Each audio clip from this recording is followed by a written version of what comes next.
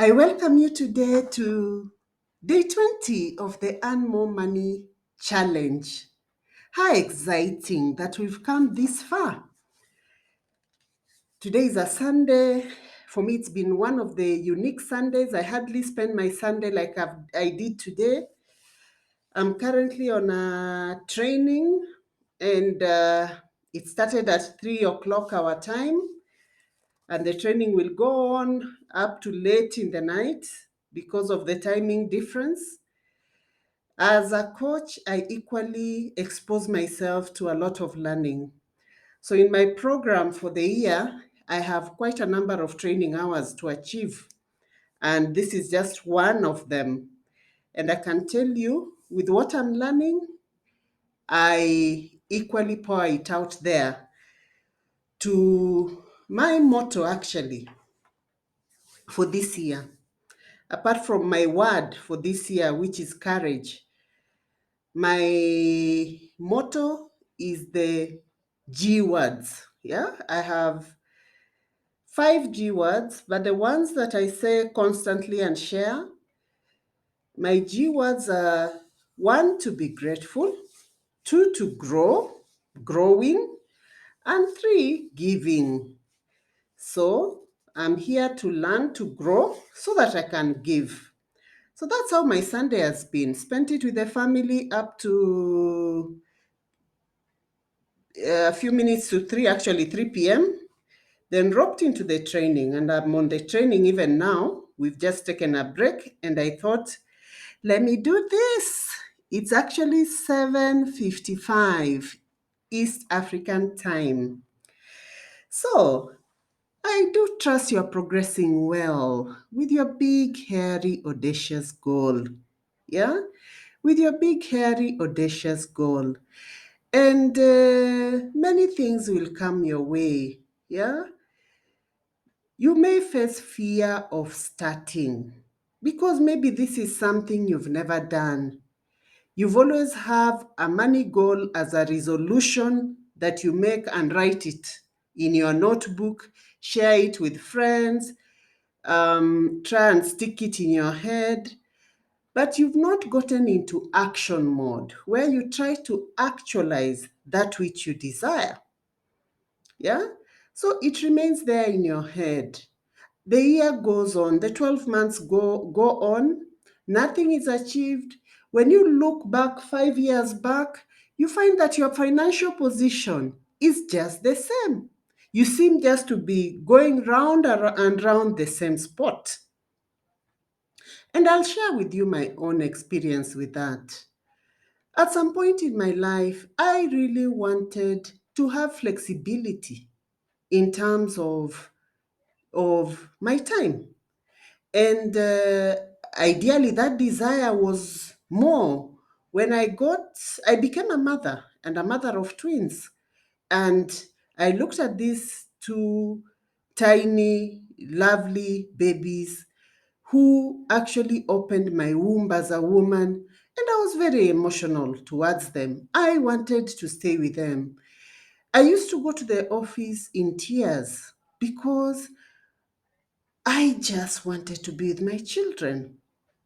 I didn't want, in those very sensitive years of their lives, to miss out on anything. I didn't want to come back home and I'm told, oh, this one walked 2 steps or this one is now crawling. I wanted to be part of that process. But then I could put down some goals, some steps, yeah, action steps towards me leaving 8 to 5 job. And I would write down, but nothing was getting done. Then another year goes, and these children are growing. So at some point, I had to be very intentional, where I would do my work. And by that point time, I was a financial controller. My desk was so busy, busy, busy. So I had to be intentional and tell myself, yeah, if my desire is to nurture my children, I need to back it up with action. I need to back it up with daily action. Yeah. So the first thing I did, I had to register a company. And apparently, you can see this disease can be so ingrained in us. From the time I registered the company, when these children are actually born, to the time that I got out, I think we were talking about 7 years later or more. Yeah.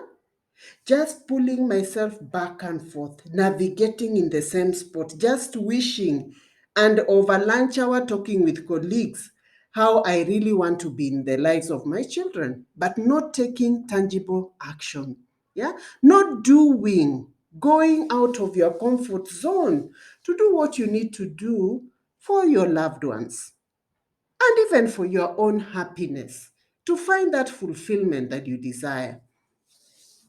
So I had to roll my sleeves, and as much as I paid attention on my 8 to 5 job and delivered, I had to work extra hours after that to put together what I was going to do once I leave my 8 to 5 job. It just didn't come. Yeah. The other day, someone visited, a friend, actually, it's a family friend. He visited us, a man, and he was chatting with my husband, and he was saying, "Oh, you people are very lucky." And I thought, "Oh, okay, we are lucky. Why do you say that?" "Oh, you've been working on your own," because my husband is equally in business. "You've been doing your own things, and you just seem to be making it. And you've not actually been in employment for over a decade." And I thought, we were not lucky. We are very intentional, and we work. And we work towards securing this position to ensure that none of us has to go back to work because of money. So we take the money space very seriously. It's not something that we just wake up and there are some dollars waiting for us or Kenya shillings to exchange. No, we are very intentional about that because we want to be in the lives of our children. We want to walk with them. And like now, specifically, um, we we have more children, and each of them are unique, and you find that they have different needs, and today you are navigating this, tomorrow the other. We wanted to be part of that story. So both of us were very intentional, and it calls for that daily discipline towards ensuring that the desired lifestyle that we have chosen for this family, it is backed up with cash inflows. Yeah.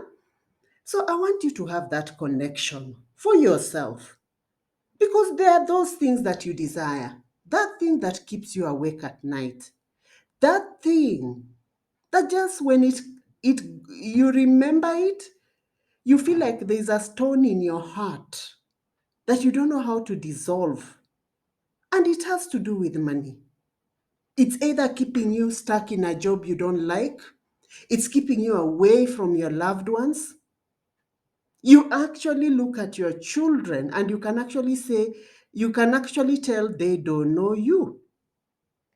You've turned into an ATM in the family. All you do is to bring shopping and leave money and pay workers. But your presence, your connection with that home is not there. Yeah. And here I'm mostly speaking to women. Yeah. So if you find that you're in that space, pay attention. Pay attention to your money matters. Money as a way to make you exist and not live. Just be seen and have no impact. Yeah. Because you have to be where you don't want to be at a certain time. Yeah, to be able to get money to bring in the home, to take your children to school, to pay your house help, to live in that house, to pay rent. Yeah, so we need to pay attention on our numbers. And to do that, today I want to talk about achieving more with less. I believe you've now by now downloaded your self-evaluation workbook, and you're beginning to monitor and see what steps or what milestones am I making towards my big, hairy, audacious goal. And it has to be big. It needs to be hairy. It needs to scare you. It needs to leave you really in a panic mode because of the action you need to take. We can't just be having wishful numbers. It has to be backed up with specific action. So achieving more with less. So this is the 80-20 principle. And in my money journal, yeah, I hope by now you've secured your money journal. If you haven't, just click the link where you'll get your self-evaluation workbook. Once you get that self-evaluation workbook, there's a link that will show you how you can get a copy of your money journal. Please get a copy of your money journal. So, on page 92, it talks about the Pareto Principle. And the Pareto Principle, it's ideally about, it states that 80% of the results come from 20% of the causes. Few things are important, most are not. Few things are important, most are not.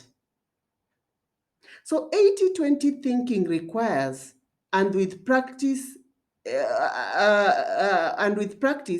enables us to spot the few really important things that are happening and ignore the most unimportant things. It teaches us to see wood for the trees. Yeah? To focus on what really makes sense and what matters, to be strategic. Yeah. And here, when we think of it in strategically, to be strategic is to concentrate on what is important, on the few objectives that give us comparative advantage, on what is important to us rather than others. So money is something that affects every aspect of our lives, every aspect of our lives. You cannot begin not to focus on how am I going to generate money.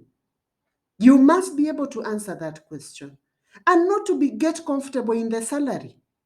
I must tell you in this session that remember your salary. 46% of it goes to the government, if not more, depending on what you do. Yeah, 30% goes to tax or income tax. They pay what is commonly known pay as you earn. 16% is VAT. Almost everything you buy is vatable, which means you're paying VAT. It means the moment you get your net salary, 16% of it is gone with what you buy, your kitchen shopping, this, the other. It's gone. Then on top of that, if you're driving, we have fuel tax and all this. So the tax on the salary just makes the salary not exist. And that is why you find you earn, but the money just seems to be flipping through your hands. So you have to be able to ask yourself, how can I earn more? What can I do to put more money in my pocket every single day? It is important to secure yourself, to secure your loved ones, to secure your future. This thing of waiting for 60 years and to retire penniless and go to the village and start waiting for children to support you, that method has ended with our parents because they didn't have the opportunities we have. We have a lot of opportunities. We have the internet. We have a lot technological uh, uh, technological space is available, which we can use in various ways. So we cannot get stuck and comfortable in the salary, paying mortgages and all this and feeling we are doing well and paying car loans. That's not it. We need to generate. If your money is not growing, it is causing you pain. If your work is to earn and spend, your money is causing you pain. So you need to pay attention. You need to pay attention and begin to zero in on what is most important. Everyone can achieve something significant. The key is not effort, but finding the right thing to achieve. Often we focus on the wrong things that don't help us, wasting time on things. For instance, sometimes you go and you focus and spend so much time in the chama. A chama becomes a whole weekend event or a whole day event. My question to you is that chama, maybe you've put in your money, you put in 10,000, then after 10 months, you are the one to be paid. You've put in 10,000 every month. So after 10 months, you're the one getting the 100,000. My question to you, how have you grown that money? It is just delayed expenditure. You've just delayed to spend. Here I'm talking about growing money, earning more. Where do you need to spend more time on? How you can craft an idea, move your idea from just being an idea into its monetary equivalent. Yeah?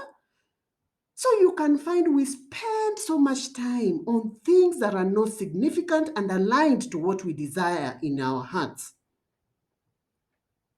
Yeah? So, where should I be most productive?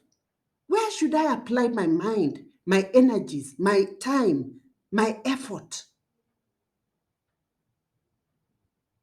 So most of our failures are in races others enter us into. Most of our successes come from races we want to enter. And today I encourage you, please enter into the race of transforming your money story. I'm here. I'm here to help many people one by one, to transform their money story. That woman who was with children in the home, yeah, not having a job, to get something they can do from home. That other person who lost their job during COVID or whatever, to re-engineer themselves into how they can give value and earn more, to elevate the financial well-being of humanity one by one.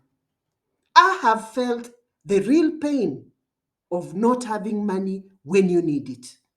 The pain of looking at your child going to school with a torn shoe and you don't know what to do.